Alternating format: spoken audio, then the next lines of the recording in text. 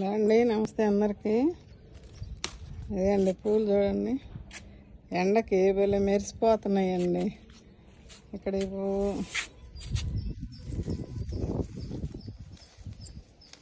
నిన్న వీడియో పెట్టాను కదా, ఒకళ్ళు ఫోన్ చేసి అడుగుతున్నారు, అమ్మా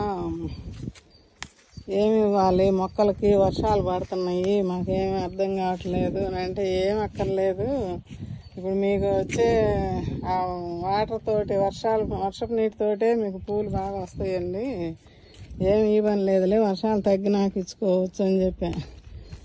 ఓకే, ఇదండి ఇక్కడ కూడా ఉన్నాయి. ఈ పూలు మనకి మంచిగా పూస్తున్నాయండి ఇప్పుడైతే. ఇది అండి ముద్దు మందారం, ఇవి కట్ చేస్తున్నాను. ఇవన్నీ మన నాటు గులాబీ మంచిగా వస్తున్నాయి చూడండి, భలే ఉన్నాయి కదా. కోసేస్తే మళ్ళా వేరే పూలు బాగా వస్తాయి. ఇది ఒక్కటి పాడైపోయింది, అయినా కూడా బాగా వచ్చినట్టే.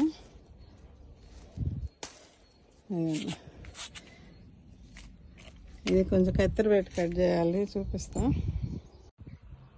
ఇదేండి ఇక్కడ ఈ గులాబీ చెట్టుకి పువ్వు చూడండి ఎంత బాగా వచ్చిందో.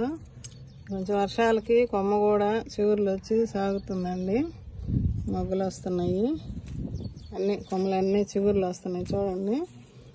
ఇక్కడ కొంచెం ఇట్లా ముదిరాకులు తీసేసుకోవాలండి గులాబీ మొక్కలకి. ఇప్పుడు మళ్ళీ కొత్త చిగుర్లు వస్తుంటాయి ఇట్లాగా. అయితే ఇక్కడ మొన్న ఒక వీడియోలో చెప్పాను కదా మొక్కలు నాటేటప్పుడు, ఇదిగండి ఇది ఇట్లా గ్రాఫ్టింగ్ చేసిన మొక్కకి కిందలుగా ఇట్లా వస్తాయండి, ఇది సక్కర్స్ అని.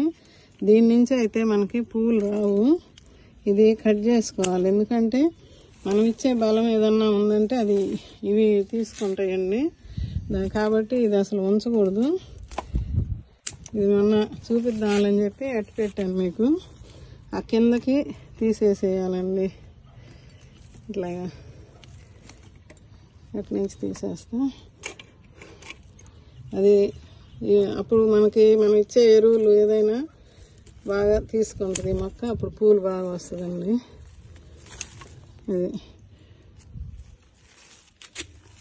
ఇది అండి చిగుర్లు అయితే భలే వస్తాయి, కానీ ఇది మాత్రం పనికిరాదండి మొక్కకి. అట్లా తీసేసుకోవాలి. కొంచెం ఏదన్నా ఇట్లాంటివి ఉంటే కటింగ్ చేసుకుంటే మొక్క ఇంకా త్వరగా. ఎన్ని పూలు పూసి అయిపోయింది, నేను తర్వాత కట్ చేస్తానండి ఇది.